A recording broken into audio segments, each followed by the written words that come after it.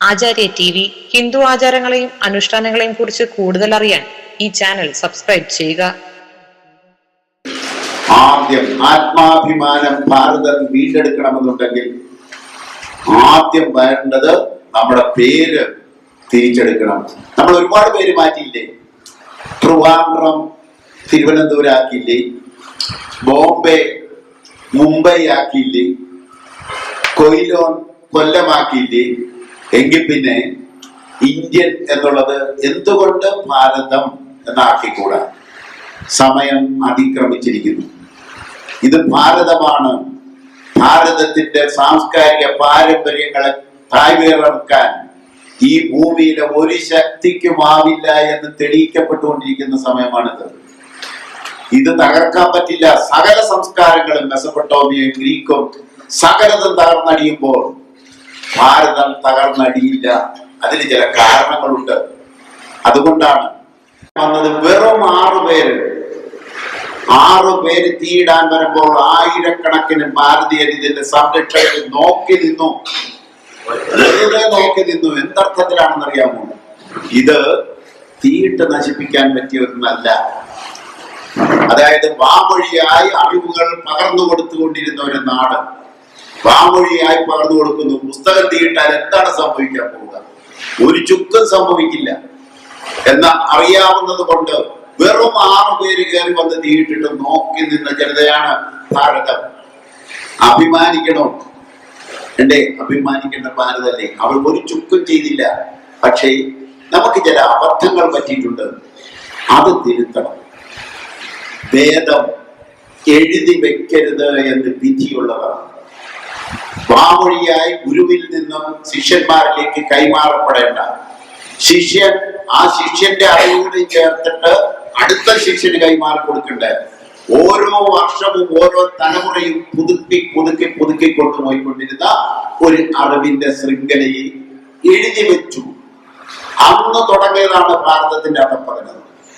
എന്നാണോ വേദങ്ങൾ എഴുതപ്പെട്ടത്, ആ എഴുതപ്പെട്ട കാലത്ത് നിൽക്കുകയാണെന്നും അതായിരുന്നില്ല ഭാരതം. ഓരോ വർഷവും ഓരോ തലമുറയും പുതുക്കി അറിവിന്റെ അവിടെ തത്വശാസ്ത്രങ്ങള് പുതിയതാക്കിക്കൊണ്ടിരിക്കുന്നു. അതിന് ഇതുകൊണ്ട് തർക്കശാസ്ത്രം തന്നെ ഉണ്ടായിരുന്നതാണ്.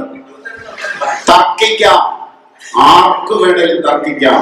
തർക്കിച്ച് പുതുക്കി കൊണ്ടുപോയിരുന്ന അനുനിമിഷം മാറ്റത്തിന് വിധേയമായിക്കൊണ്ട് നിലനിന്ന അറിവുകൾ ഉണ്ടായിരുന്ന നാടാണ്. അത് നമ്മൾ കണ്ടത്. ഇനി അത് പറ്റില്ല. തിരിച്ചു പിടിക്കണമെന്നുണ്ടെങ്കിൽ ഞാൻ മനസ്സിലാക്കിയത് ഇതിനെ കാലോചിതമാക്കേണ്ടതുണ്ട്. അതായത് നമ്മളുടെ ചെറിയ തലമുറ, പുതുതലമുറ ഇത് സ്വീകരിക്കണമെന്നുണ്ടെങ്കിൽ, അവരത് ഉൾക്കൊള്ളണമെന്നുണ്ടെങ്കിൽ ഈ കാലത്തിനനുസരിച്ച് നമ്മൾ മാറേണ്ടതുണ്ട്. അതിന് പറ്റിയ ഒരു ശാസ്ത്രമായിട്ടാണ് എനിക്ക് മനസ്സിലായത് ഇക്കോളജി എന്ന് പറയുന്ന ഒരു ശാസ്ത്രം. അതിന് വളരെ യോജിച്ചതാണ്. ഉടനടി കേരളം ചെയ്യേണ്ട ഒരു കാര്യമുണ്ട്. സായിപ്പ് വന്നപ്പോ സായിപ്പിന്റെ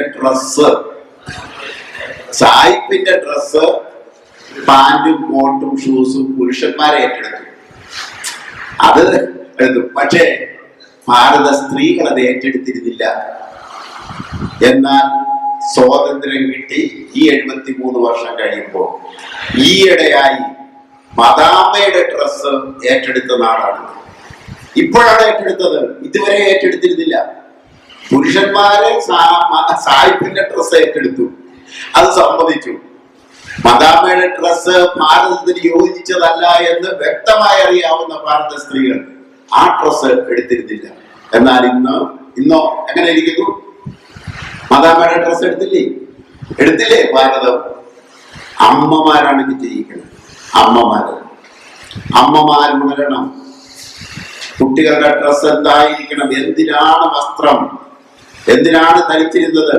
നമ്മള് പാവാടയും ബ്ലൗസും ഹാഫ് സാരിയും ഫുൾ സാരിയും ചുറ്റിയിരുന്നത് എന്തിന് എന്ന് കുട്ടികളെ പറഞ്ഞ് പഠിപ്പിക്കേണ്ട ഒരു കാലമാണിത്. പറഞ്ഞ് മനസ്സിലാക്കേണ്ടതാണ്.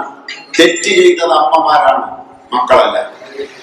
തിരുത്തേണ്ടത് അമ്മമാരാണ്. മക്കളുടെ ഡ്രസ്സുകൾ, സായിപ്പിന്റെ ഡ്രസ്സ് ഭാരതത്തിന് യോജിച്ചതല്ല. പിറന്നു വീഴുന്ന ഓരോ കുഞ്ഞും അത് ആരുടെ കുഞ്ഞായാലും ശരി ഡിവൈനാണ്. അതായത് ഓരോ കുഞ്ഞും ഈശ്വരന്റെ ഈ ഭൂമിയിലെ അവതാരങ്ങളാണ്. ജനിക്കുമ്പോൾ അവർ അവതാരങ്ങളാണ്, അല്ലേ? ജനിക്കുമ്പോൾ അവരെല്ലാവരും അവതാരങ്ങളാണ്. ആരുടെ കുഞ്ഞായാലും ശരി, പണ്ഡിതന്റെ കുഞ്ഞായാലും ശരി, പാമരന്റെ കുഞ്ഞായാലും ശരി, സായിപ്പിന്റെ കുഞ്ഞായാലും ശരി, അറബിയുടെ കുഞ്ഞായാലും ശരി, ആരുടെ കുഞ്ഞായാലും ശരി, ജനിക്കുമ്പോൾ ആ കുഞ്ഞ് ഡിവൈനാണ്. എന്നാൽ അവർ യൂത്ത് ആകുമ്പോൾ എന്ത് സംഭവിക്കുന്നു? യൂത്തായി വരുമ്പോൾ അവർ ഡിവൈൻ ആണോ? നമ്മളെല്ലാവരും ജനിച്ചപ്പോൾ ഡിവൈൻ ആയിരുന്നു, ഇപ്പോൾ ഡിവൈൻ ആണോ? ഡിവൈൻ അല്ലാതായെങ്കിൽ ആരാണ് ഉത്തരവാദി?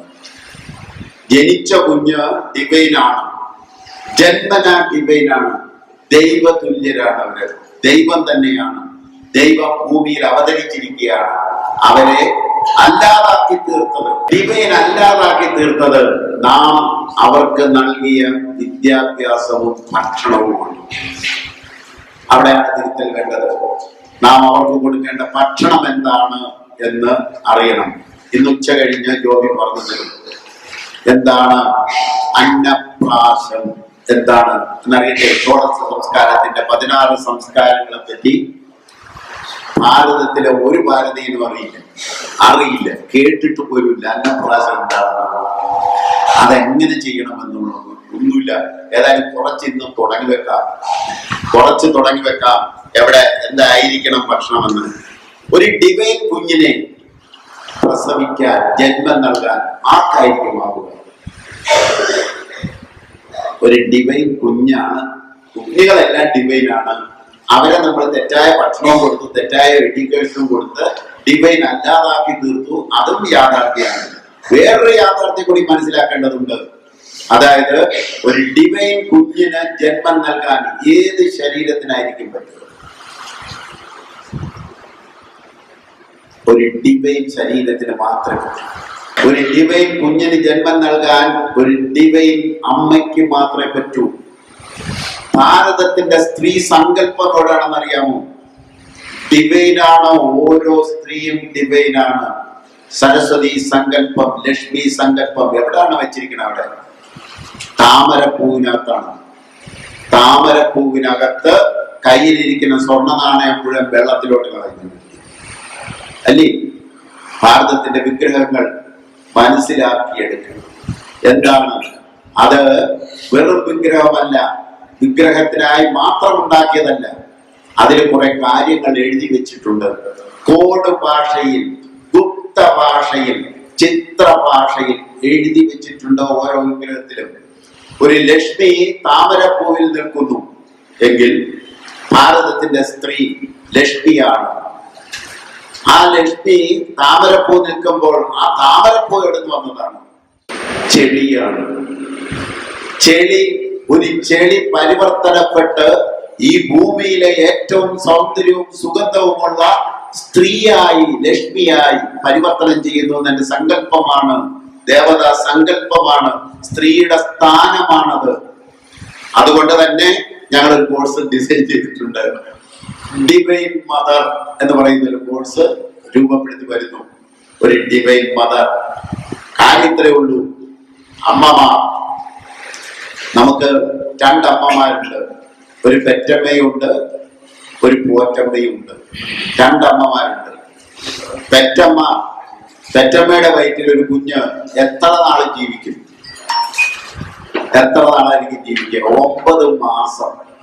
ഈ 9 മാസം കൊണ്ട് പെറ്റമ്മയുടെ ശരീരത്തിൽ നിന്നും ആവാഹിച്ചെടുത്തതാണ് 3 കിലോ തൂക്കം.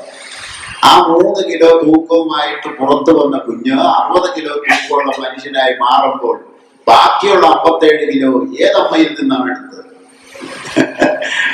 പ്രകൃതി മാതാവിൽ നിന്നല്ലേ എടുത്തത്? പ്രകൃതി മാതാവിൽ നിന്നുമാണ് എടുത്തത്. അത് മറ്റൊരമ്മയാണ്, പോറ്റമ്മയാണ്. പെറ്റമ്മ മരിച്ചു പോകുമെന്ന് ഞങ്ങൾ പറയില്ല. മരണം തന്നെ മാറ്റിവെക്കാനുള്ള പദ്ധതിയായിട്ടാണ് ഇറങ്ങിയിരിക്കുന്നത്. അപ്പോ പെറ്റമ്മ മരിച്ചു പോകാം, പക്ഷെ പോറ്റമ്മയ്ക്ക് മരിക്കാനാവില്ല. അനന്തര തലമുറകളെ മുഴുവൻ പോറ്റി വളർത്തേണ്ട ഉത്തരവാദിത്വം ഈ അമ്മയ്ക്കുണ്ട്. ഈ അമ്മ, ഈ കുഞ്ഞിനെ പെറ്റമ്മ, ഈ അമ്മയെ ഗർഭം ധരിച്ചിരിക്കുന്ന സമയത്ത് ആ അമ്മയ്ക്കും കുഞ്ഞിനും വേണ്ടത് എവിടെ നിന്നാണ് എടുക്കുക? അമ്മയ്ക്കും വേണം, വയറ്റിൽ കിടക്കുന്ന കുഞ്ഞിനും വേണം. എവിടെ നിന്നാണ് വലിച്ചെടുക്കുക? പോറ്റമ്മയിൽ നിന്നല്ലേ? പ്രകൃതി മാതാവല്ലേ? അതുകൊണ്ടാണ് പ്രകൃതി മാതാവ്. യഥാർത്ഥ മാതാവ് പ്രകൃതിയാണ്. ആ മാതാവിനെ സംരക്ഷിച്ചില്ലെങ്കിൽ, സംരക്ഷിക്കാൻ നമ്മൾ കുട്ടികളെ പഠിപ്പിച്ചില്ലെങ്കിൽ, ആ കുട്ടികൾ പെറ്റമ്മയെ തകർക്കും. എന്റെ വീട്ടിൽ ഇന്നലെ ഒരു പെണ്ണ താമസിക്കുന്നുണ്ട്, ഒരു സ്ത്രീ താമസിക്കുന്നുണ്ട്. എന്റെ പെരപടുത്ത മൈക്കാട് പെണ്ണാണ് ഓമന. ഓമനയെ ഓമനയുടെ മകൻ തല്ലിയിട്ട് അവിടുന്ന് ഇറങ്ങിയതാണ്. ഇറങ്ങി കറങ്ങി തിരിഞ്ഞ് അവസാനം എന്നെ വിളിച്ചിട്ട് പറഞ്ഞു, ഞാൻ അങ്ങോട്ട് വരികയാണ്, എവിടെ താമസിക്കാൻ എനിക്ക് ഇടമില്ല, ഞാൻ പെമ്മക്കളുണ്ട്, അവരുടെ അടുക്കലൊക്കെ പോയി കുറച്ച് നാളൊക്കെ നിന്ന് നോക്കി, അവിടെ എനിക്ക് പറ്റണില്ല, പെമ്മക്കളുടെ വീട്ടിൽ താമസിക്കാൻ എനിക്ക് പറ്റുന്നില്ല, എന്റെ ഒരു കുഞ്ഞമ്മയുടെ വീട്ടിൽ പോയി താമസിച്ചു, പറ്റണില്ല, ഞാൻ അങ്ങോട്ട് വരികയാണ്. ഞാൻ പറഞ്ഞു, നീ ഇങ്ങോട്ട് പോര്, ഇവിടെ വന്ന് താമസിച്ചു, എന്താ കാര്യം? എന്റെ വില പണിയുന്ന സമയത്ത് എന്റെ വൈഫ് ചോദിച്ചു, ഇങ്ങനെ വിളിച്ച് താമസിപ്പിച്ചാൽ എങ്ങനെ കാര്യം ഇങ്ങനെ വിളിച്ച് വഴിയെ പോണവരെയൊക്കെ വിളിച്ച് താമസിപ്പിച്ചാൽ? ഞാൻ പറഞ്ഞു, വഴിയെ പോയതല്ല ഓമന. ഈ പെര പണിയുമ്പോൾ, ഈ പെര പണിത, നമ്മൾ താമസിക്കുന്ന ഈ പെര പണിത, ആ പെരയുടെ ഓരോ ഇഷ്ടികയിലും ഓമനയുടെ കൈ 3 പ്രാവശ്യം ചെന്നിട്ടുണ്ട്. അങ്ങനെയുള്ള ഓമന വരുമ്പോൾ താമസിപ്പിക്കണ്ടേ? താമസിക്കുന്നു. എന്തുകൊണ്ട് ഇറങ്ങി? മകൻ, സ്വന്തം മകൻ തല്ലിയിട്ടാണ്. സ്വന്തം മകൻ തല്ലി. ഒരു സ്വന്തം മകൻ തല്ലാനുണ്ടായ കാരണം എന്താണ്? യഥാർത്ഥ മാതാവിനെ, പോറ്റമ്മയെ തല്ലി തകർക്കുന്നത് നമ്മൾ കണ്ടില്ല എന്ന് നടിച്ചത് കൊണ്ടാണ്. പോറ്റമ്മയ്ക്കിട്ട് ചെയ്തത് കറങ്ങി തിരിഞ്ഞ് പെറ്റമ്മയിൽ എത്തിയിരിക്കുന്നു എന്നാണ് ഞാൻ മനസ്സിലാക്കുന്നത്. അതുകൊണ്ട് പ്രകൃതി മാതാവ് സംരക്ഷിക്കപ്പെടുക തന്നെ വേണം. പെറ്റമ്മമാർ അവരുടെ പിള്ളേരെ പോറ്റി വളർത്തി കല്യാണം കഴിച്ച്, വാനപ്രസ്ഥം എന്ന് പറയുന്ന ഒരു കോഴ്സ് ഇവരെല്ലാവരും പഠിച്ചിട്ടിരിക്കുന്ന കോഴ്സാണ്. വളരെ വ്യക്തമായി പഠിപ്പിക്കുന്നുണ്ട്. കല്യാണം കഴിഞ്ഞ് മക്കൾ വളർന്ന് വലുതായി അവരെ കല്യാണം കഴിച്ചു കൊടുത്തു കഴിഞ്ഞാൽ ആ നിമിഷം പെറ്റമ്മയല്ല, പോറ്റമ്മമാരാണ്. അതേ പോറ്റമ്മ. കാരണം ഒരു കാരണവശാലും പിന്നെ അവരുടെ ജീവിതത്തിൽ കയറി ഇടപെടരുത്. അവരുടെ ജീവിതവും കൂടി തകർക്കരുത്. നമ്മുടെ ജീവിതം തകർക്കും. ഇനി അവരുടെ കൂടി ജീവിതം തകർക്കാതിരിക്കാൻ അവരുടെ ജീവിതത്തിൽ കയറി ഒരു കാരണവശാലും ഇടപെടരുത്.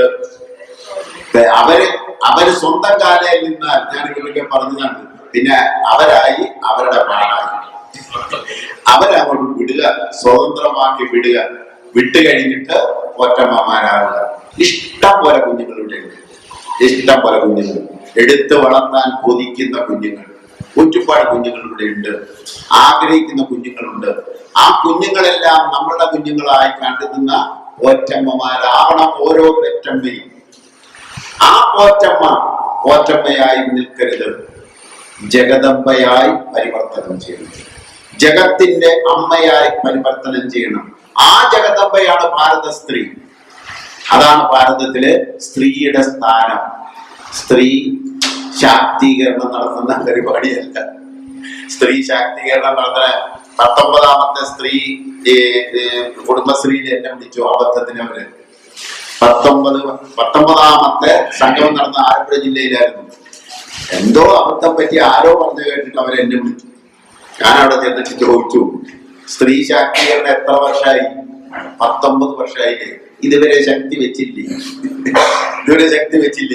ഇനി നമുക്കൊന്ന് മാറി ചിന്തിച്ചാലോ? 250 സ്ത്രീകൾ കേരളത്തിന്റെ 4 ഭാഗത്തു നിന്നുകൊണ്ട് അവിടുത്തെ ഡയറക്ടർമാരെല്ലാരും, ഗവൺമെന്റ് ഡയറക്ടർമാരെല്ലാം സ്റ്റേജിൽ ഇരിക്കുകയാണ്. സ്ത്രീ ശാക്തീകരണത്തിന്റെ ക്ലാസ് ആണ്. ഞാൻ ചോദിച്ചു, 19 വർഷം കൊണ്ട് ഇതുവരെ ശാക്തീകരിച്ചില്ലേ? സ്ത്രീ ഇവിടെ ഒരുപാട് തല്ല് മേടിച്ച് അടി കിടക്കുകയായിരുന്നു. സ്ത്രീയെ ഉയർത്തി കൊണ്ടുവന്ന് 2 പേരും കൂടി തുല്യം വന്നാൽ എന്താണ് വീട്ടിൽ നടക്കണമെന്ന് ചോദിച്ചു. അടിയാണ്. തുല്യം വരുമ്പോഴത്തേക്ക് നടക്കുന്നത് അടിയല്ലേ? അതുകൊണ്ട് അത് നിർത്ത. നിർത്തിയിട്ട് കുടുംബ ശാക്തീകരണം എന്ന് പറയുന്ന ഒരു ആശയം എടുത്തുകൂടി. ഓഡിയൻസ് ആയിരുന്ന 250 പേരും അത് സമ്മതിച്ചു. സ്റ്റേജിൽ ഇരുന്നവർ സമ്മതിക്കില്ല, ഗവൺമെന്റ് സമ്മതിക്കില്ല. ഗവൺമെന്റിനോട് അവരോട് ഞാൻ ചോദിച്ചു, കുടുംബ ശാക്തീകരണം നടത്താൻ നിങ്ങൾക്ക് തയ്യാറുണ്ടോ? ഗവൺമെന്റ് പദ്ധതിയല്ലേ, ഗവൺമെന്റ് പദ്ധതി സ്ത്രീ ശാക്തീകരണമാണ്. ഞാൻ ചോദിച്ചു, നിങ്ങൾ നടത്താൻ വിചാരിച്ചാൽ 1 രൂപ കിട്ടില്ലെന്ന്. 1 രൂപ കിട്ടില്ല. അതെന്താണ് അങ്ങനെ കിട്ടുമോ? കിട്ടത്തില്ല. സ്ത്രീ ശാക്തീകരണത്തിന്റെ പിന്നിൽ ചരടുണ്ട്, അതിന്റെ പിന്നിൽ ഒരു രഹസ്യ ചരടുണ്ട്. അല്ലെങ്കിൽ ശ്രമിച്ചു നോക്കുക, നിങ്ങൾ കുടുംബ ശാക്തീകരണത്തിന് ഫണ്ട് ഏതെങ്കിലും ഒരു ഗവൺമെന്റ് 1 രൂപയെങ്കിലും തരുമോ? തരില്ല. നിങ്ങൾക്ക് ശ്രമിക്കാം, ആർക്ക് വേണമെങ്കിലും ശ്രമിക്കാം. കുടുംബ ശാക്തീകരണത്തിന് ഫണ്ട് ഗവൺമെന്റിനോട് ചോദിക്കുക, തരില്ല. സ്ത്രീ ശാക്തീകരണത്തിന് എത്ര ഫണ്ട് വേണമെങ്കിലും തരും. എന്തിനാണ്? കുടുംബം തകർക്കാൻ. കുടുംബം തകർക്കാനുള്ള ഫണ്ടാണത്. സ്ത്രീ ശാക്തീകരണത്തിന്റെ ഫണ്ട് കുടുംബം തകർക്കണം. ഭാരതത്തെ തകർക്കാൻ കുടുംബം തകർത്താലേ പറ്റും. അവർക്കറിയാം, അറിയേണ്ടവർക്ക് നല്ല വൃത്തിയായിട്ട് അറിയാം. ഭാരതത്തെ തകർക്കണമെന്നുണ്ടെങ്കിൽ ഭാരതത്തിന്റെ കുടുംബ ബന്ധം തകർത്താൽ മതി എന്ന് അറിയാം. അതിനുള്ള സകല പദ്ധതികളും ഓരോ വീട്ടിലും ജീവിയുടെ രൂപത്തിൽ എത്തിച്ചു തരുന്നുണ്ട്. എല്ലാവർക്കും എത്തിച്ചു തരുന്നുണ്ട്. സുന്ദര സാധനങ്ങൾ. ഒരൊറ്റ മനുഷ്യനെ വിശ്വസിക്കരുത്. ഭർത്താവിനെ വിശ്വസിക്കരുത്, മകനെ വിശ്വസിക്കരുത്, അയൽക്കാരനെ വിശ്വസിക്കരുത്, ഒരു മനുഷ്യനെ വിശ്വസിക്കരുത് എന്നുള്ള പരുവത്തിൽ എത്തിച്ചു തരാൻ പറ്റിയ സീരിയലുകൾ എത്തിച്ചു തരുന്നുണ്ട്. നല്ല ഭംഗിയായി അവതരിപ്പിച്ച് തരുന്നുണ്ട്. ഇതെല്ലാം ഒരു ഗൂഢതന്ത്രത്തിന്റെ ഭാഗമാണെന്ന് മനസ്സിലാക്കാൻ നമുക്ക് ആവണില്ല എന്നുള്ളതാണ് സങ്കടകരം. 1947 ഇന്നൊരു സ്വാതന്ത്ര്യത്തിനാണ്. 47 സ്വാതന്ത്ര്യം കിട്ടുമ്പോ നാം അടിമകളായിരുന്നില്ല. യഥാർത്ഥത്തിൽ അടിമകളായിരുന്നില്ല.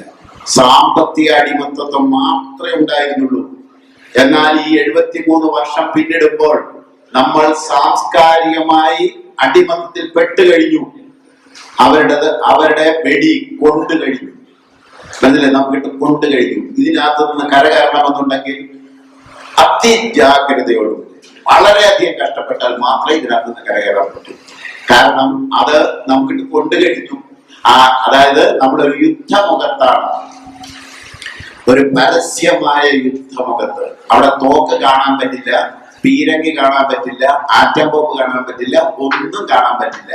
പക്ഷേ കുടുംബം തകർക്കാനുള്ള തോക്ക് വർക്ക് ചെയ്ത് അതവരെ വിജയിച്ചിട്ടുണ്ട്. കേരളത്തിൽ പ്രത്യേകിച്ച് നല്ല ഭംഗിയായിട്ട് വിജയിച്ചിട്ടുണ്ട്.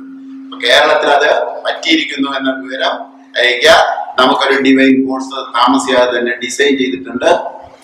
ഡിവൈൻ കോഴ്സ് നമുക്ക് ആരംഭിക്കാം, തയ്യാറുണ്ടെങ്കിൽ, വേണമെന്നുണ്ടെങ്കിൽ. ഭാരതത്തിലെ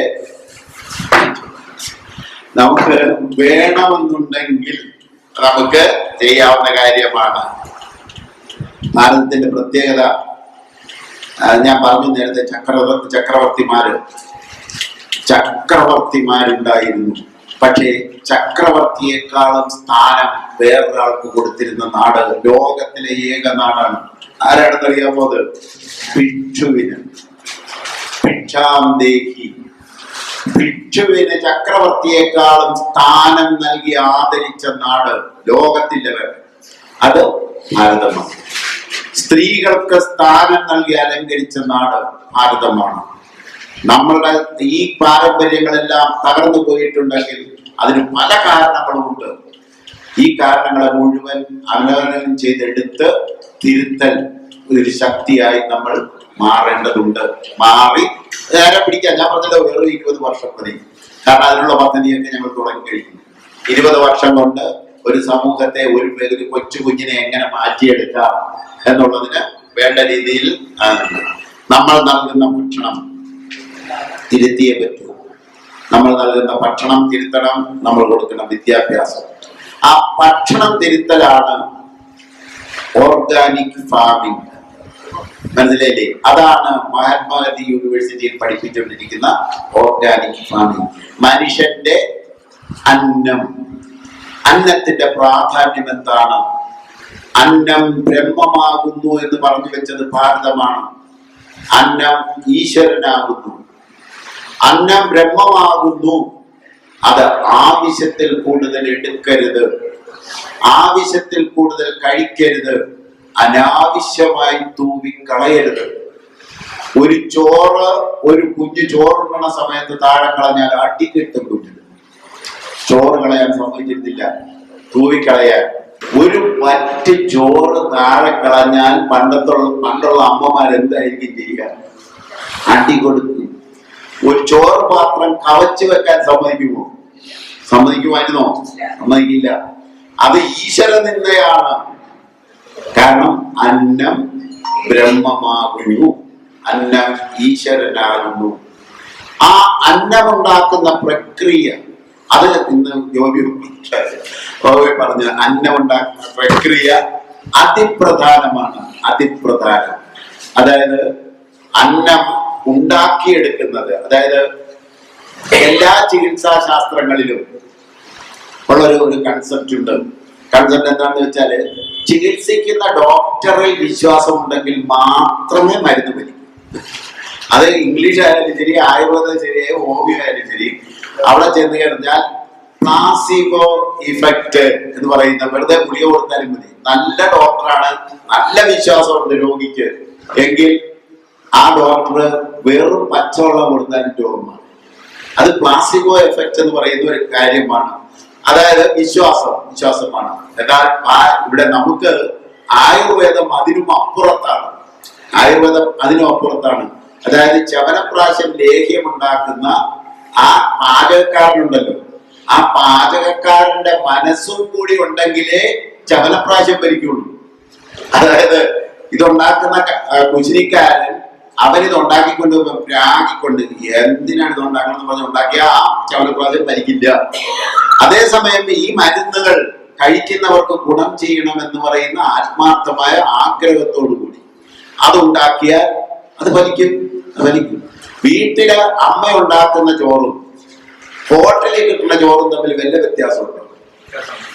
എന്തെങ്കിലും വ്യത്യാസമുണ്ടോ? വീട്ടിൽ അമ്മ ഉണ്ടാക്കി തരുന്ന ചോറും പിന്നെ ഹോട്ടലിൽ ചെന്നിട്ട് കാശ് കൊടുത്ത് മേടിച്ച് തിന്നുന്ന ചോറും തമ്മിൽ എന്താ വ്യത്യാസം? രണ്ടും ചോറ് തന്നെയല്ലേ, എന്താ വ്യത്യാസം? ആ അമ്മ വിളമ്പി തരുന്ന ചോറിനകത്ത് സ്നേഹവും കൂടി ചാലിച്ച് ചേർത്തിട്ടാണ് തരിക. ഇത് അന്നപ്രാശം നടത്തുന്ന സമയത്ത് യോഗി അത് വിശദീകരിച്ചു കൊടുക്കണം. അന്നപ്രാശം നടത്തുന്ന സമയത്ത് നമ്മൾ ചോറ് കൊടുക്കുന്നത് എല്ലാ ഹിന്ദുക്കളുടെയും ആഗ്രഹം ഗുരുവായൂർ കൊണ്ട് നടത്തണം. ഗുരുവായൂർ അമ്പലത്തില് ആരാണ് ആ ചോറുണ്ടാക്കുന്നത്? പൂജാരി ആയിരിക്കാം, അല്ലെങ്കിൽ വേറെ അവിടെ ആരെങ്കിലും ആയിരിക്കും ഉണ്ടാക്കുക. എന്താണ് ഭാരതത്തിന്റെ സങ്കല്പം എന്നറിയാമോ?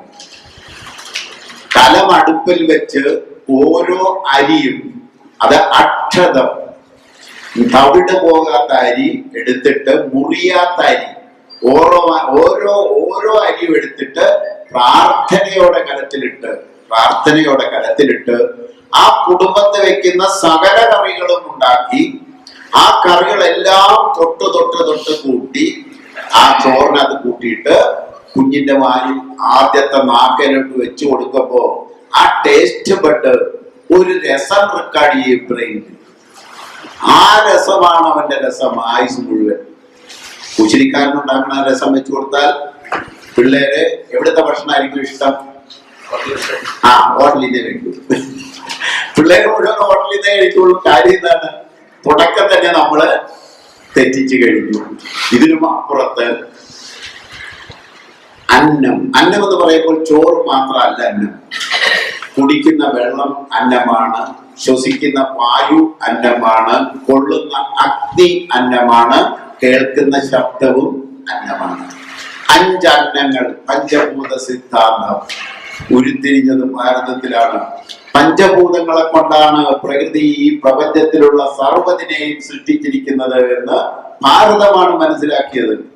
ആ പഞ്ചഭൂതങ്ങൾ 5ന്റെയും ക്വാളിറ്റിയാണ് അണ്ടത്തിന്റെ ക്വാളിറ്റി. ഈ പഞ്ചഭൂതങ്ങൾ 5ന്റെയും ക്വാളിറ്റിയാണ് ബീജത്തിന്റെ ക്വാളിറ്റി. അണ്ടത്തിന്റെയും ബീജത്തിന്റെയും ക്വാളിറ്റിയാണ് അനന്തര തലമുറയായ കുഞ്ഞിന്റെ ക്വാളിറ്റി. എവിടെ കിടക്കുന്നു കാര്യം? ഏത് അന്നമാണ് നമ്മൾ കഴിക്കുക? എന്താണ് നമ്മളുടെ കൃഷി? ക്രൂരതയല്ലേ കൃഷി? നമ്മൾ കഴിക്കുന്ന ഭക്ഷണം ക്രൂരമായതല്ലേ ആർക്ക്?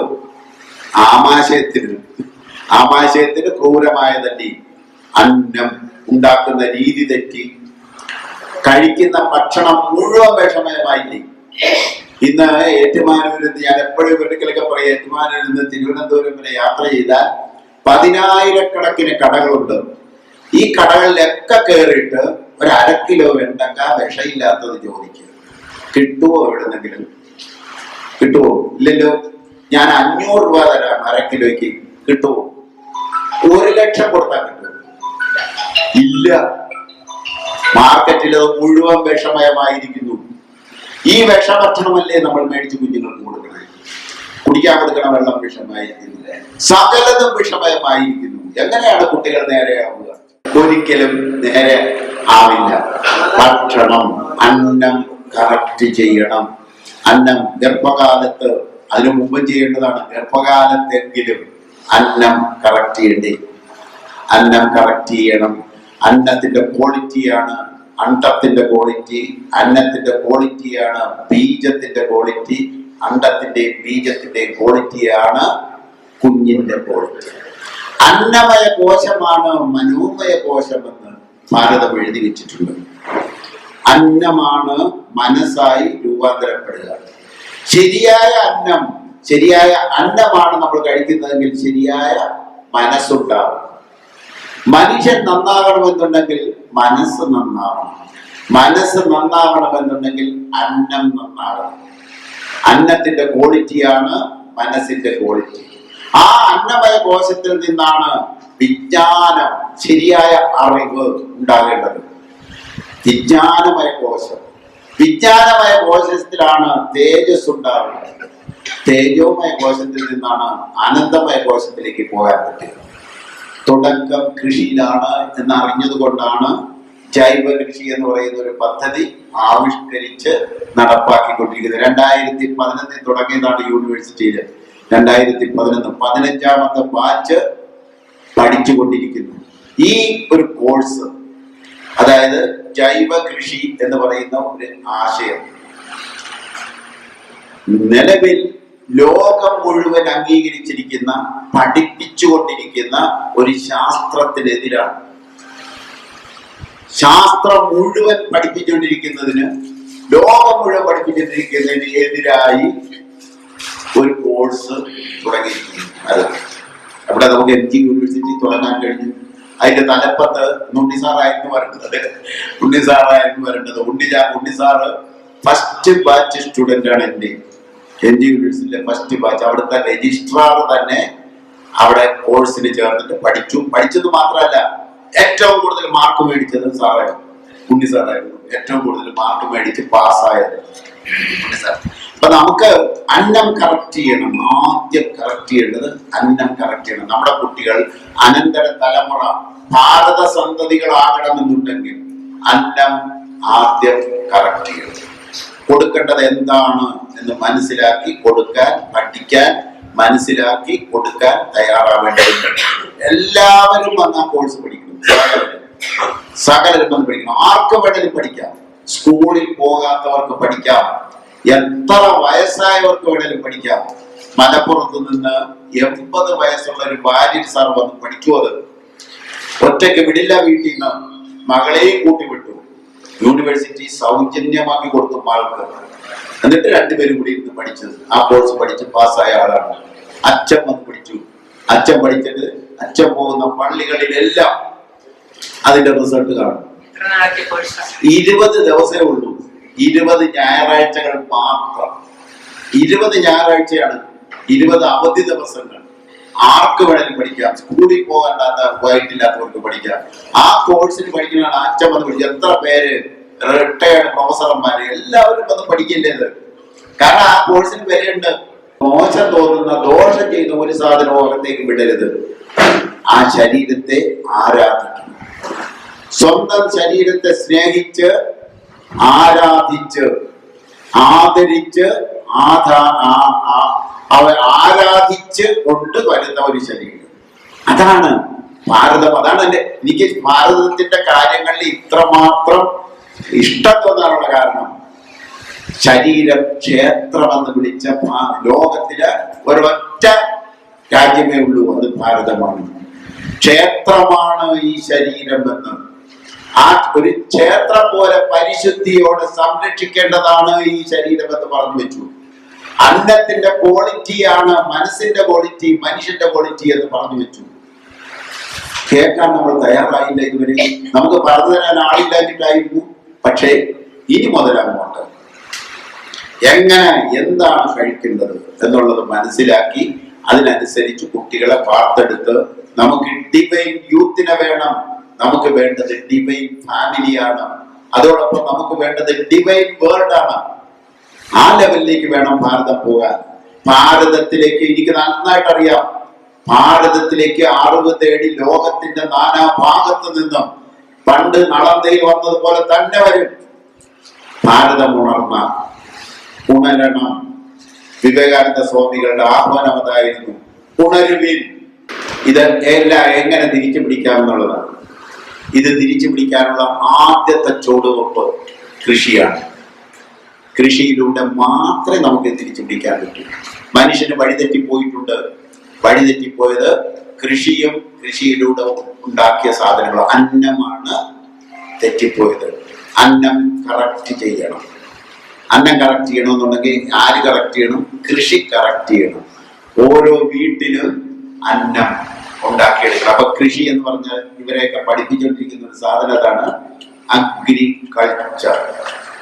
അഗ്രികൾച്ചർ, അഗ്രി ബിസിനസ് അല്ല നമുക്ക് വേണ്ടത്, അഗ്രികൾച്ചറാണ്. അഗ്രികൾച്ചർ അതായത് അഗ്രികൾച്ചറിൽ നിന്നും അഗ്രി മാറ്റിയാൽ എന്തുണ്ട്? പഠിച്ചൊറ്റണം പഠിച്ചവർ മിണ്ടാതിരിക്കുക, ബാക്കിയുള്ളവർ പറയട്ടെ. അഗ്രികൾച്ചറിൽ നിന്നും അഗ്രി മാറ്റിയാൽ എന്തുണ്ട്? കൾച്ചർ എന്ന് പറഞ്ഞാൽ സംസ്കാരം. അതെ, കൃഷി ഒരു സംസ്കാരമാണ്. ആഹാര സമ്പാദന ഉപാധിയാണ്. ബുദ്ധിയുടെ പരിണാമ വികാസ പ്രക്രിയയാണ്. അതൊരു യജ്ഞമാണ്, പഞ്ചമഹായജ്ഞവുമാണ്. ഇങ്ങനെയാണ് അവരെ പഠിപ്പിക്കുക. കൃഷി കൊടുത്തിരിക്കുന്ന ഡെഫിനിഷൻ അതാണ്. കൃഷി ഒരു സംസ്കാരമാണ്, ആഹാര സമ്പാദന ഉപാധിയാണ്, ബുദ്ധിയുടെ പരിണാമ വികാസ പ്രക്രിയയാണ്, അതൊരു പഞ്ചമഹായജ്ഞവുമാണ്. ആകാശത്തെയും അഗ്നിയെയും വായുവിനെയും വെള്ളത്തെയും ഭൂമിയെയും ആവാഹിച്ചെടുത്ത് അന്നമുണ്ടാക്കുന്ന പ്രക്രിയയാണത്. അതൊരു യജ്ഞമാണ്. മഹാഭാഗവതം 3-ാം അധ്യായം 14-ാം വരിയെടുത്ത് വായിക്കുക. പറഞ്ഞിട്ടുണ്ട് അതിനകത്ത് യജ്ഞം എന്താണെന്ന്. തിരിച്ചൊന്നും പ്രതീക്ഷിക്കാതെ ചെയ്യുന്ന കർമ്മം എന്നാണ്. അതായത് നിഷ്കാമ കർമ്മം എന്ന മൂല്യം കൊണ്ടുവന്നിരിക്കുന്ന അതിലൂടെയാണ്. നിഷ്കാമ കർമ്മം, തിരിച്ചൊന്നും പ്രതീക്ഷിക്കാതെ ചെയ്യുന്ന കർമ്മം. പ്രതീക്ഷിച്ചെണ്ട ചെയ്തിരുന്നെങ്കിൽ ഉരുൾപൊട്ടൽ വരുമ്പോ എന്തെടുക്കുമായിരുന്നു? എല്ലാം തകർന്നില്ലേ? കാലാവസ്ഥ ഇടപെടുന്നു. ഒന്നും പ്രതീക്ഷിക്കരുത്. പ്രതീക്ഷിക്കാതെ നീ നിന്റെ കർമ്മം ചെയ്യുക. നിഷ്കാമ കർമ്മം ചെയ്യാൻ പറഞ്ഞ ഭാരതം, അതാണ് ഭാരതം. നിഷ്കാമ കർമ്മം ചെയ്യാൻ പറഞ്ഞു. അത് കൃഷിയിലൂടെ അന്നത്തിന്റെ ക്വാളിറ്റി ഉണ്ടാക്കിയെടുക്കുക. അതിൽ നിന്ന് വരുന്ന യജ്ഞം ചെയ്യുക. കൃഷി എന്ന യജ്ഞം ചെയ്യുക. ആ കൃഷി ഫലം കൊണ്ടുവരും. യജ്ഞഫലമാണ് അന്നം, യജ്ഞത്തിലൂടെ കിട്ടുന്ന. ആ യജ്ഞ ആചാര്യനാണ് കൃഷിക്കാരൻ. ആ കൃഷിക്കാരന്റെ സ്ഥാനം അതാണ്. അതായത് സകലർക്കും കഴിക്കേണ്ട ഭക്ഷണം ആ ഭക്ഷണം ഉണ്ടാക്കുന്ന കർഷകനല്ലേ. ആ കർഷകന്റെ സ്ഥാനം കൊടുത്തിട്ടുണ്ടോ? നമ്മൾ സ്ഥാനം കൊടുത്തിട്ടുണ്ടോ? കർഷകന്റെ സ്ഥാനം സമൂഹത്തിൽ എവിടെയാണ്? ഇന്ന് എവിടെയാണ്? കല്യാണം, പെണ്ണ് കാണാൻ വന്നു വീട്ടില്. പെണ്ണ് കാണാൻ ചെറുക്കനും കൂട്ടരും വന്നു. ചെറുക്കനും കൂട്ടരും വന്നപ്പോഴത്തേക്ക് അവസാനം ഭർത്താവിനൊക്കെ പറഞ്ഞ് ചായയൊക്കെ കുടിച്ചിട്ട് ഒരു കാര്യം ചോദിച്ചത്, ചെറുക്കൻ എന്താ ജോലി എന്ന് പറയുമ്പോ കൃഷി ആണെന്ന് പറഞ്ഞ പെണ്ണ് കൊടുക്കുവാരെങ്കിലും പെണ്ണ് കൊടുക്കില്ല. കാരണം കർഷകന്റെ സ്ഥാനം സ്വീപ്പറിനേക്കാളും താഴെയാണ്. ഗവൺമെന്റിന്റെ തൂപ്പുകാരനേക്കാളും താഴെയാണ്. അത് കാരണം പെണ്ണ് കൊടുക്കില്ല. യഥാർത്ഥത്തിൽ അവന്റെ സ്ഥാനം എവിടെയാണ്? ഈ അന്നം ഈ മനുഷ്യർക്ക് മുഴുവൻ ഇന്ത്യയുടെ പ്രഥമ പൗരൻ എന്ന് പറയുന്നത് ആരാണ്? ഇന്ത്യൻ പ്രസിഡന്റ് അല്ലേ? ആ പ്രഥമ പൗരന് വേണ്ട ഭക്ഷണവും കൂടി ഉണ്ടാക്കുന്ന ആരാണ്? അല്ലേ? ഇന്ത്യയുടെ പ്രഥമ പ്രജ ആരാണ്? മനുഷ്യന് വേണ്ട പ്രഥമ ആവശ്യം എന്താണ്? മനുഷ്യന് വേണ്ട പ്രഥമ ആവശ്യം, പ്രഥമമായ ആവശ്യം എന്താണ്? വിശപ്പാണ്, ഭക്ഷണം വേണം എന്നുള്ളതാണ്. പ്രഥമ ആവശ്യമായ ഭക്ഷണം ഉണ്ടാക്കുന്ന ആരാണ്? കർഷകരല്ലേ? എങ്കിൽ അവനാരാണ്? പ്രഥമ പ്രജയല്ലേ? പ്രഥമ പ്രജയ്ക്ക് പരിഗണന വേണോ കൊടുക്കണ്ടേ? പ്രഥമ പ്രജയ്ക്ക് ആ പരിഗണന കൊടുത്തിട്ടില്ല. കൊടുക്കാത്തത് കൊണ്ട് അവൻ അതിനകത്ത് വിഷയെടുക്കും. നിങ്ങളെ കൊണ്ടൊക്കെ വിഷത്തിക്കും. കാര്യം എന്താ കാര്യം? അവന് ജീവിക്കാൻ നിർവാഹമില്ല. ലക്ഷക്കണക്കിന് സ്വാതന്ത്ര്യം കിട്ടിക്കഴിഞ്ഞിട്ട് ലക്ഷക്കണക്കിന് കർഷകർ ആത്മഹത്യ ചെയ്ത നാടാണ് നമ്മളുടേത്. ഫസ്റ്റ് പ്രിഫറൻസ് സകലരുടെയും ശമ്പളം പകുതിയാക്കണം. സകല ഉദ്യോഗസ്ഥരുടെയും ശമ്പളം പകുതിയാക്കിക്കൊണ്ട് ആ കാശെടുത്ത് അന്നമുണ്ടാക്കുന്നവനെ കൊടുത്ത് അവന്റെ സോഷ്യൽ ഫിനാൻഷ്യൽ സെക്യൂരിറ്റി ഉറപ്പാക്കാനുള്ള നടപടികൾ എടുത്തില്ലെങ്കിൽ വിഷം തിന്നേണ്ടി വരും എല്ലാവരും. അല്ലെങ്കിൽ അവരവരുണ്ടാക്കി തിന്നുകൊള്ളണം. അവരവരുണ്ടാക്കി വീടിന്റെ മുറ്റത്ത് ഉണ്ടാക്കിയിട്ട് തിന്നാനുള്ള നടപടികൾ എടുത്തു കൊള്ളണം. അപ്പൊ ഇത് നമുക്ക് മനസ്സിലാക്കിയിട്ട് പിന്നെ മനസ്സിലായി. ഇത് പഠിപ്പിച്ചപ്പോഴേ ഞാൻ ഒരു 10,000 മനുഷ്യരോട് ചോദിച്ച ചോദ്യമാണ്, എന്താണ് ഈ സംസ്കാരം എന്ന് പറഞ്ഞത്? സംസ്കാരം എന്ന് പറഞ്ഞാൽ എന്താണ്? ഒരെണ്ണത്തിന് പിടിയില്ല. ഞാൻ ചോദിച്ചു, ഒരു വ്യക്തി സംസ്കാര സമ്പന്നനാകണമെന്നുണ്ടെങ്കിൽ ആ വ്യക്തിയിൽ ചില ഗുണഗണങ്ങൾ ഉണ്ടാവണ്ടേ? എന്താണ് ആ ഗുണം? വല്ല പിടിയുണ്ടോ? അപ്പോഴാണ് നമുക്കിത് മനസ്സിലാകുക ഇതെന്നതാണ് നമ്മളുടെ സാധനം എന്നാണെന്ന് പിടികിട്ടുക. അതായത് ഒരു വ്യക്തി സംസ്കാര സമ്പന്നനാണ് എന്ന് പറയണമെന്നുണ്ടെങ്കിൽ ആ വ്യക്തിയിൽ ചില ഗുണങ്ങൾ ഉണ്ടാകണ്ടേ? തീർച്ചയായിട്ടും ചില ഗുണഗണങ്ങൾ ഉണ്ടാവണം. എന്താണ് ആ ഗുണം? ഭാരതം വെറും ഭാരതമായല്ല അറിയപ്പെട്ടത്, ആർഷഭാരതം എന്നാണ്. ലോകമെമ്പാടും അറിയപ്പെട്ടിരുന്നത് ആർഷഭാരതം എന്നാണ്. അതായത് ലോകത്ത് സാംസ്കാരികപരമായി ഏറ്റവും ഉയർന്ന ഒരു ഭൂപ്രദേശമായിരുന്നു ഭാരതം. അങ്ങനെ ഉണ്ടെങ്കിൽ ആ സംസ്കാരത്തിന്റെ മാനദണ്ഡങ്ങൾ എന്താണ് എന്നറിയട്ടെ നമ്മൾ. എന്താണത്? ആർഷഭാരതത്തിന് അറിയില്ലെങ്കിൽ പിന്നെ ആർക്കാണ് അറിയാൻ പറ്റുക? സംസ്കാരം എന്ന് പറഞ്ഞാൽ എന്താണ്? എല്ലാം പിടിയുണ്ടോ? എന്താണ് ആ ഗുണം? എല്ലാവരെയും കയറിയ സംസ്കാരമുള്ളവരെന്ന് പറയാൻ പറ്റില്ലല്ലോ. നല്ല പാന്റും കോട്ടും ടൈയും ഷൂസും ധരിച്ച് വല്ല പുരുഷന്മാരെ സംസ്കാരമുള്ളവരാണെന്ന് പറയാൻ പറ്റുമോ? പറയാൻ പറ്റില്ല. അപ്പൊ ഡ്രസ് കോഡ് ഒരു മാനദണ്ഡമല്ല, സംസ്കാരത്തിന്റെ മാനദണ്ഡമല്ല. സ്ത്രീകള് നല്ല പട്ടുസാരിയും മുടി പോവും ചെയ്ത് മിടിയും മാക്സിയും ഒക്കെ ധരിച്ചിങ്ങോട്ട് വരുന്ന സ്ത്രീകളൊക്കെ സംസ്കാര സമ്പന്നകളാണെന്ന് പറയാൻ പറ്റും. അത് പറയാൻ പറ്റും. ഇനി ഒരു 2 നില മാളിക വീടെടുക്കുക. ആ വീട്ടില് നല്ല വീടാണ്, എല്ലാവിധ സൗകര്യങ്ങളും ഉണ്ട്. ലോകത്ത് കിട്ടാവുന്ന എല്ലാ വസ്തുക്കളും മേടിച്ചു വെച്ചിട്ടുണ്ട്. അവിടെ സുഖ സൗകര്യങ്ങൾ എല്ലാം മേടിച്ചു വെച്ചിട്ടുണ്ട്. അത് ഒരു സെൻട്രലൈസ്ഡ് AC ആണ് ആ വീട്. എങ്കിൽ ആ വീട്ടിലുള്ളവരൊക്കെ സംസ്കാര സമ്പന്നരാണ് എന്ന് പറയാൻ കഴിയും? അത് കഴിയില്ല. ഇനി ഒരു പഞ്ചായത്ത് എടുക്കുക. ആ പഞ്ചായത്തിൽ ഒരു കെട്ടിടം പണിത് വെച്ചു. ആ കെട്ടിടത്തിന്റെ ഭിത്തിയിൽ എഴുതി വെച്ചു സാംസ്കാരിക നിലയം എന്ന് എഴുതി വെച്ചു. സാംസ്കാരിക നിലയം എന്ന് എഴുതി വെച്ചിട്ട് എല്ലാ വർഷവും സാംസ്കാരിക ജാഥ നടത്തി തെയ്യവും തിറയും ഒക്കെ കൂടി നടത്തിയിട്ട് എല്ലാവരും കൂടി ആളിനകത്ത് കയറി ഇരുന്നിട്ട് ഒരു സാംസ്കാരിക സമ്മേളനം നടത്തി പിരിഞ്ഞു പോകും. ഇതിൽ ആ പഞ്ചായത്തിലുള്ളവരൊക്കെ സംസ്കാര സമ്പന്നരായി എന്ന് കരുതാൻ പറ്റുമോ? അതുമല്ല. ഇതൊക്കെ അല്ലേ നമ്മള് വൃത്തിയായിട്ട് വസ്ത്രം ധരിക്കണില്ലേ? നല്ല വീടുകൾ വെക്കണില്ലേ? ആ വീട്ടിൽ വാങ്ങാവുന്നത്ര സാധനങ്ങൾ വാങ്ങിക്കൂട്ടില്ലേ? എല്ലാ പഞ്ചായത്തിലും സാംസ്കാരിക നിലയങ്ങൾ പണിതു വെച്ചിട്ടില്ലേ? ഇതൊക്കെ അല്ലേ നമ്മൾ? അല്ലേ? ആണ്. ഇത് സംസ്കാരത്തിന്റെ മാനദണ്ഡമല്ല. എങ്കിൽ ഇതെന്താണ്? നന്നായിട്ട് വസ്ത്രം ധരിക്കുന്നത്, നല്ല വീട് വെക്കണത്, ഇതൊക്കെ വേണ്ടേ? നമുക്ക് വേണം. നന്നായിട്ട് വസ്ത്രം ധരിക്കണം, വീട് വേണ്ടേ, സാംസ്കാരിക നിലയങ്ങൾ വേണം. ഇതെന്താണത്? ഇത് പരിഷ്കാരങ്ങളാണ്. സംസ്കാരം മറന്ന പരിഷ്കാരം ആവർക്കാണ്. സംസ്കാരം മറന്ന പരിഷ്കാരം ആപത്തായി കലാശിക്കും. അപ്പോഴും നമുക്ക് മനസ്സിലാകണം എന്താണ് സംസ്കാരം. പരിഷ്കാരം ഉണ്ടാവണം. ആ പരിഷ്കാരം ഉണ്ടാവണമെന്നുണ്ടെങ്കിൽ നമുക്ക് പരിഷ്കാരത്തോടൊപ്പം സംസ്കാരവും കൂടി അറിഞ്ഞ് സംസ്കാരം പാലിച്ചുകൊണ്ടുള്ള പരിഷ്കാരം സുഖമായിട്ട് സാധിക്കാവുന്നതാണ്. എന്താണ് ആ സംസ്കാരത്തിന്റെ മാനദണ്ഡം? ഇനിയെങ്കിലും പണ്ടുണ്ടായിരുന്നതാണ്, പക്ഷെ ഇപ്പൊ ഇല്ലാണ്ടായി പോയിരിക്കുന്നു. എന്താണ് ആ സാധനം? സത്യം, ധർമ്മം, നീതി. സംസ്കാരത്തിന്റെ ആണിക്കല്ലുകളാണ്.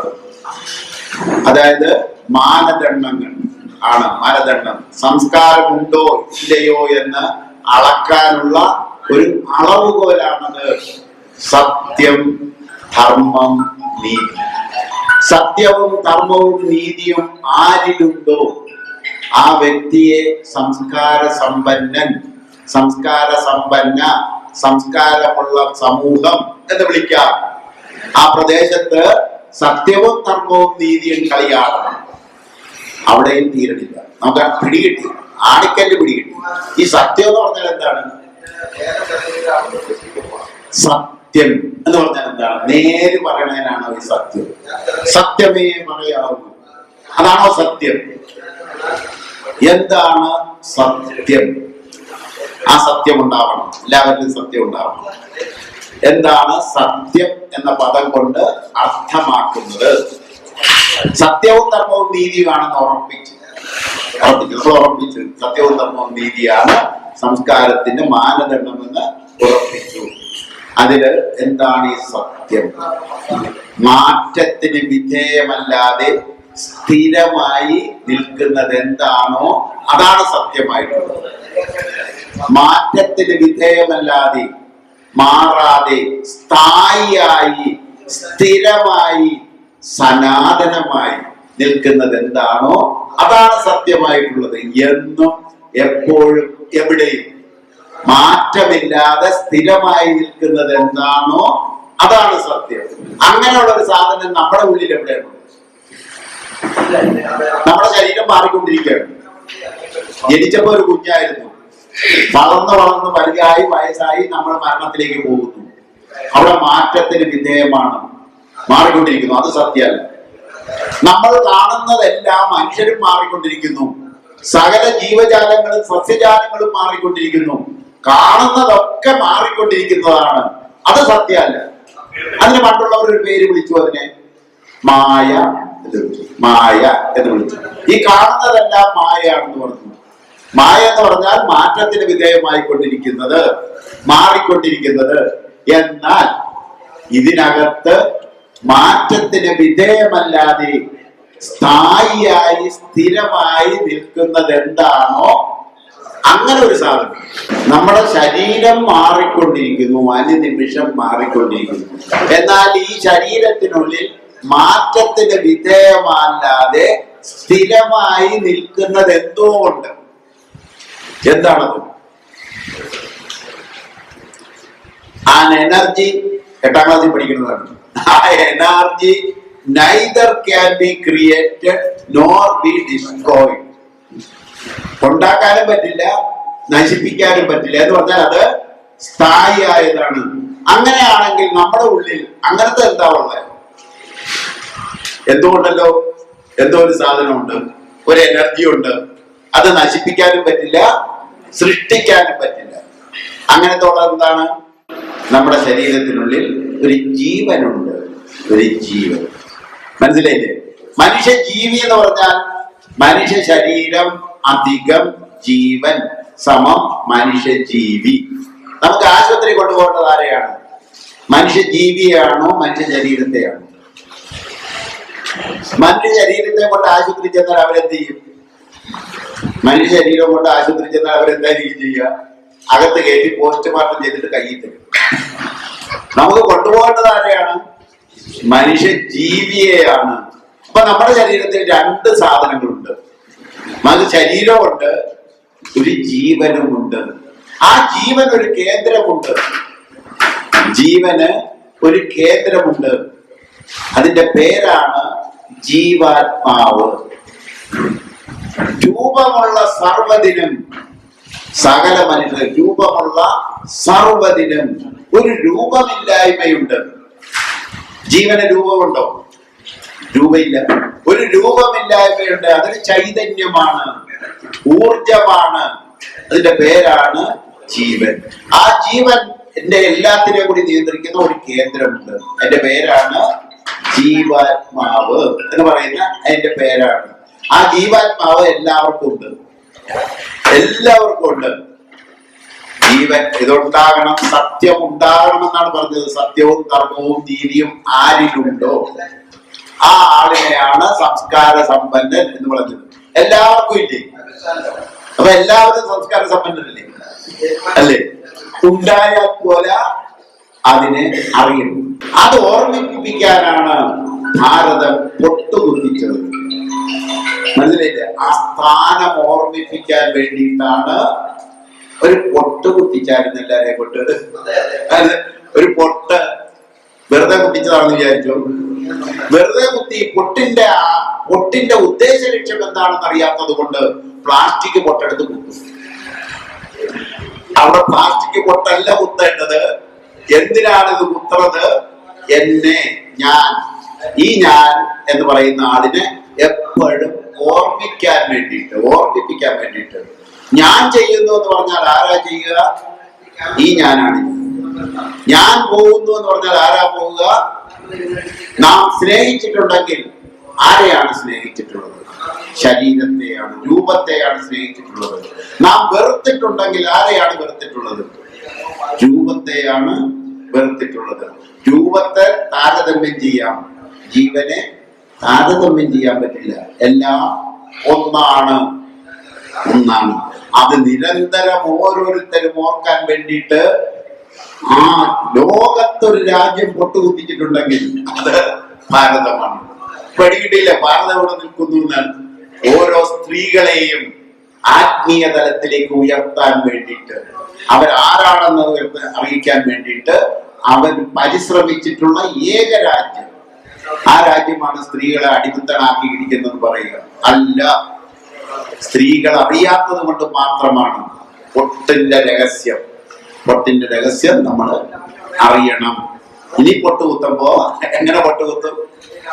ഈ ഞാൻ എന്റെ മുഖത്താണ് കുത്തുക, ഇതാണ് ഞാൻ എന്നുള്ളത് വെച്ചിട്ട് പൊട്ടുകുത്തുക. അതൊരു അലങ്കാരമല്ല, സൗന്ദര്യം കൂട്ടാനുള്ള സാധനമല്ല. അത് ഒരു ആത്മീയതയുടെ ഒരു അടയാളമാണ്. ആത്മീയ ലെവലിന്റെ, നിങ്ങൾ എവിടെ നിൽക്കുന്നു എന്ന് അറിയാനുള്ള ആത്മീയതയുടെ ലെവലിന്റെ ഒരു അടയാളമാണ് ആ പൊട്ടുകുത്തൽ. മനസ്സിലായില്ലേ?